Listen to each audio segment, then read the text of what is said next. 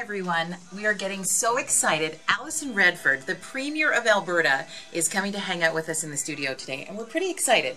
So we're coming in the studio and we're kind of getting everything ready.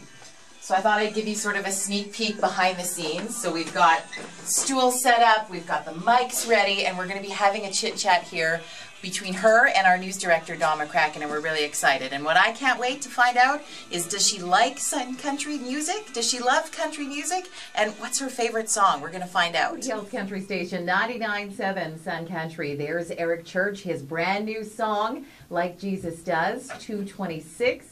I'm Jody Seeley. Good afternoon. We've kicked Charlie Brown out of the studio because we are so thrilled that Premier Alison Redford has come to visit High River, and even more thrilled that she's come to visit us in our Sun Country studios. So welcome, Premier Alison Redford. Well, thank you so much. It's great to be here. It's so nice to have you. And I also thought we'd bring in, because he's a big fan of politics and news, of course, is Sun Country's news and sports director, Don McCracken. Welcome. Thank you. I don't often get on the Sun Country studio live here. No, we don't like to have you in during all the music either. So it's probably best. It's a banner day all around. So it's really nice to have you. And you brought beautiful weather with you, Premier. Thank you. Oh, it's so wonderful to be here on a sunny day. I mean, it's great to be anywhere on a sunny day, but there's something pretty special about this part of the world when there's snow on the ground and sun in the sky. Absolutely. It feels really good. I just want to ask you, first of all, do you ever get up in the morning and go, what have I gotten myself into here? Well, I get up pretty early in the morning, and the first thing I think is, where am I going to have breakfast or coffee? Because I'm usually out the door by about 7 o'clock.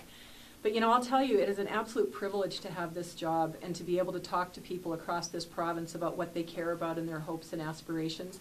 And it really is. I mean, of course, there's difficult times in politics, and that's the nature of politics. But at the end of the day, I think that what we're doing right now, building toward the long-term future for families and communities, is a pretty exciting job to get to have. And I thank the people of Alberta for letting me do this.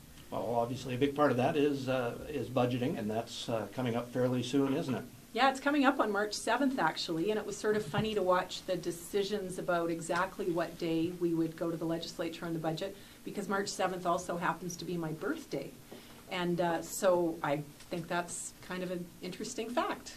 Maybe karma. Perhaps. You know, but there's no doubt. I mean, we've talked with Albertans about the fact that there are going to be some tough choices, and that in Alberta, we are used to volatility in the oil price. What's happening right now is unprecedented, and you know, the federal government's feeling the impact, we're feeling the impact, but we're really committed to working with Albertans through these tough choices, and to know that this is our opportunity to really change our fiscal framework and to ensure that we're continuing to provide the services that matter to families, healthcare and education, and to know that even though there are tough choices, that we have priorities to invest in infrastructure in the long term, to know that we have to keep growing our economy.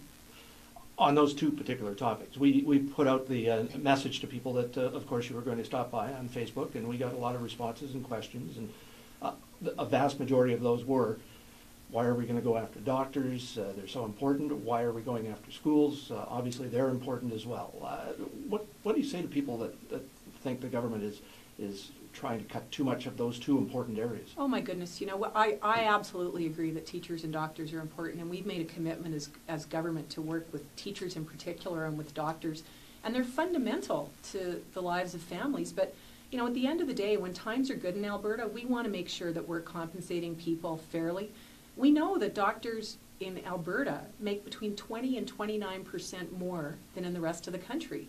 And although it might be wonderful to be able to compensate people at that level, when we have a drop in revenue of $6 billion, it's pretty tough to justify more increases beyond that. Let's be clear, even if there was no increase to doctors, they would still be earning between 20 and 29% more than doctors in the rest of the country. And I think doctors are fundamental. I have a great deal of admiration and affection for my family doctor. Nurses are also important. Teachers are fundamental. But at the end of the day, we do have to make some tough choices. And it's a matter of something has to give. Well, I think something does have to give, and I think as Albertans, my sense is that we know that. I think we can make an awful lot of decisions that aren't going to adversely impact people, and that's our priority right now.